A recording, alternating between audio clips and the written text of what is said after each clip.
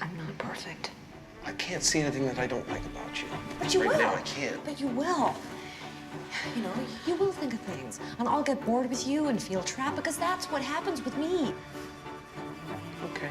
Acceptance. Accepting someone for who they are could truly be the scariest part about love. Sometimes loving someone can be harsh and cruel, while super exciting. You listening right now can name an adjective or noun that could describe love, but someone else watching would never say. That's because love is so broad, but so unique to each individual. Eternal Sunshine of the Spotless Mind is one of the most gut-wrenching love stories there is. Some might call it bittersweet, or true love, or settling for what's right in front of you. It really all depends on your life experience and how you perceive love. In the scene I showed you at the start of the video, it is actually at the end of Eternal Sunshine of the Spotless Mind. It's a scene that encapsulates the journey that our main characters Joel and Clementine went through throughout the whole movie. Joel and Clementine are a lot like you and I. We both have our own issues in life and disagreements with people that we love. One example from the movie is when Clementine really wants a kid, but Joel refuses, and Clementine hates that. She felt she could be an amazing mother full of love and take care of their kid, while Joel didn't fully understand how he felt about it at the time and immediately just brushed it off and said no, it would never work out. Differences like this bubble up over time and force both of them to part ways with each other at a certain point. Some instances like this cause Clementine to decide Joel needs to escape her mind forever. Joel finds this out the harsh way. He ends up bringing her an early Valentine's Day gift, only to find out that she doesn't even remember who he is. Eventually, Joel finds out that she erased him from her mind completely, and he feels he needs to do the same to get over her. Eventually, this leads us to the main focal point of our movie. Joel decides to forget Clementine. Throughout this journey of erasing her, he starts to realize why he even fell in love with her in the first place. We relive past memories of Joel and slowly watch his descent into madness. He starts to realize how big of an impact Clementine had on his life. He starts to notice what loving her was really like and how great it was. He watches distant memories and relives them as she slowly starts to fade away from his memory. Eventually, Joel becomes conscious enough to start speaking through these memories and talking it out with Clementine and realizing his faults and what he could have done better. We watch Joel show us his childhood trauma and how Clem would have reacted if she was truly there at that moment, because inside Joel's mind she was actually real and helped him throughout these experiences. Eventually we reach the climax of Joel's procedure. While Joel is erasing Clementine, another character is trying to adapt Joel's identity and date Clementine in the present. With no further introductions, this is Patrick. He is our true antagonist of this film. He uses every opportunity to make Clem fall in love with him while stealing Joel's identity right after Clem went through the same procedure Joel is doing right now. While Joel is under and not really conscious in his actual body, he realizes this through distant noises and things going on around him. He also understands that he can't do anything to stop this from happening, so he eventually just accepts what's going on and enjoys Clementine in his memories. Patrick even went as far as to reenact Joel and Clem's famous scene. This leads Clem to a breakdown, where she felt like she is losing herself and doesn't even feel comfortable in her own skin. And this is because she is starting to relive experiences she once had with Joel. I'm lost, I'm scared, I feel like I'm disappearing.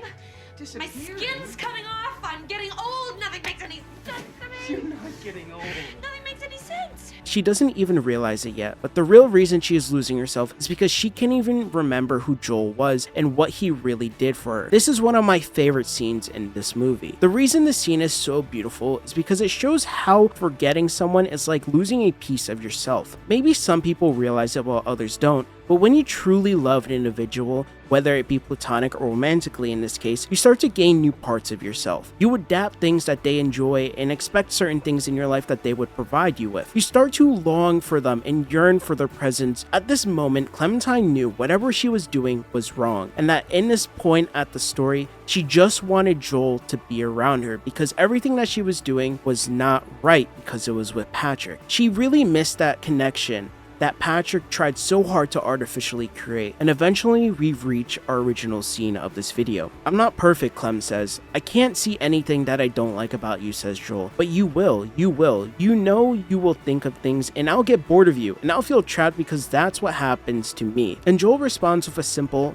okay. Loving someone is never not worth it. That's when you start to learn and accept who a person is. In this scene, Joel is accepting who Clementine is as a person. Clementine may not understand that yet, but eventually she'll realize Joel's love is unconditional. He understands that he messed up, they both did, and that they both have real life flaws, and that they can hurt each other as much as they want, but that's what happens when you love someone. Understanding each other and learning to compromise and deal with that hurt is what truly makes our love unconditional as human beings. Erasing someone from your memory is just ignorant bliss. As we go throughout the movie, you'll start to understand that our main characters understand that concept. Love like Joel's and Clementine's isn't perfect, but it's important to understand that the pain that comes with it is really worth loving and caring for. You'll never have eternal sunshine like the movie suggests by its title, and that's perfectly fine. The only way to have that eternal sunshine is in a spotless mind, like the title, an empty one where nothing can truly hurt you.